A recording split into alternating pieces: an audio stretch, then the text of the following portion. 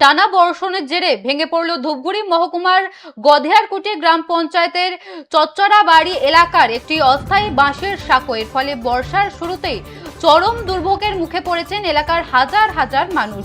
নদীগর্ভের সাঁকোটি তলিয়ে যাওয়ায় কার্যত বিচ্ছিন্ন হয়ে পড়েছে বিস্তীর্ণ অঞ্চল। স্থানীয় সূত্রে জানা গেছে, ওই এলাকার দই খাওয়ার সেতুটি ভেঙে নতুন পাকা সেতু নির্মাণের কাজ শুরু হলেও প্রশাসনের ঢিলেমির জেরে তা দীর্ঘদিন ধরে থমকে রয়েছে।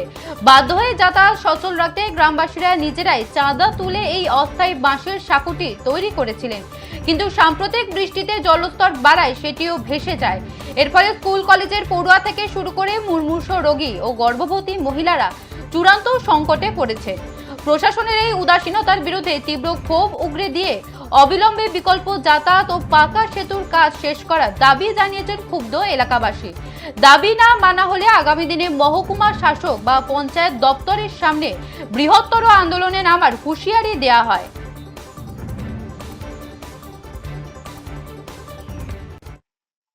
থেকে আসলেন আপনারা? বাড়ি এই সামনে হসপিটাল নিয়ে যাবো, এই যে গাড়ি অ্যাম্বুলেন্স ঢুকতেছে না, এই যে এখন এইভাবে নিয়ে যাইতে লাগতেছে আমার বউকে। কি সমস্যা আপনার বউয়ের? এই রোড এখনো ঠিক হয় না, ব্রিজে ইসে করে 8 মাস হয়ে গেল, এখনো তৈরি হচ্ছে না। এইভাবে কি পেশেন্ট নিয়ে যাওয়া যায় নাকি? কি মানে আপনার বউর কি হয়েছে অ্যাকচুয়ালি? প্রেগন্যান্সি আছে, হসপিটালে নিয়ে যাবো আমি। আচ্ছা, মানে রিপোর্ট করাইতে। তো এখানে কি অ্যাম্বুলেন্স বা কারো বাড়িতে আগুন লাগলে দমকল ঢুকবে? না, এখন ঢুকার মতন কোনো ব্যবস্থাই নেই। তো এই ব্রিজটা কবে থেকে কাজ শুরু হয়েছে? মোটামুটি 8 মাস হয়ে গেল, পূজার পরে চালু হয়েছে, এখনো কাজ সম্পন্ন হয়নি? এখনো হয়নি। তো মানে কিভাবে যাতায়াত করেন আপনারা? এইভাবে এই যে বাঁশের ব্রিজ দিয়েছে, এইভাবে তো 1 মাস চললাম, তারপরে এই যে তোমার রোড বানাইলো, তাও কিছুই হইলো না। এখন এই যে কতটা সমস্যা হচ্ছে পারাবার হতে? অনেক সমস্যা তো, মোটামুটি 6-7টা গ্রামে এই দিক দিয়ে যাতা আসা করে। এখন কোথায় যাবেন? হাসপাতালে? হসপিটালে যাবো এখন। আপনি নদী পার হয়ে? আমরা যাবো সেন্টারে, যাবো আইসিডি সেন্টারে। কোন সেন্টারে? কত নম্বর সেন্টার? আমার সেন্টার নাম্বার 789 কুল্লাপাড়া। এখন কি ঘুরে যাচ্ছেন?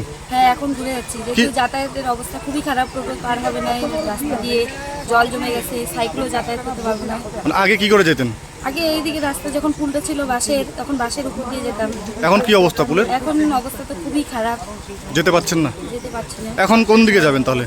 এখন আর যাওয়ার রাস্তা নেই, এখন আমাদের কাছে কুশামারি হয়ে যেতে হবে, ওদিকে রাস্তা নিয়ে গেছে, বন্যা হয়ে গেছে। তো এখন কি করবেন? এখনো কি করবো, এখন দেখি করা যায়। তাহলে ডিউটি কি বাদ দেবেন এখন? এখন আমাদের সুপারভাইজারকে জানাবো, অবস্থা বর্তমানে খুবই খারাপ। তো এই ব্রিজটা তো তৈরি করতে অনেক সময় লাগবে, তাহলে এই কয়েকদিন ডিউটি কি করে যাবেন? তৈরি করতে সময় লাগে, সেরকমভাবে সুপারভাইজারের সাথে কথা বলবো।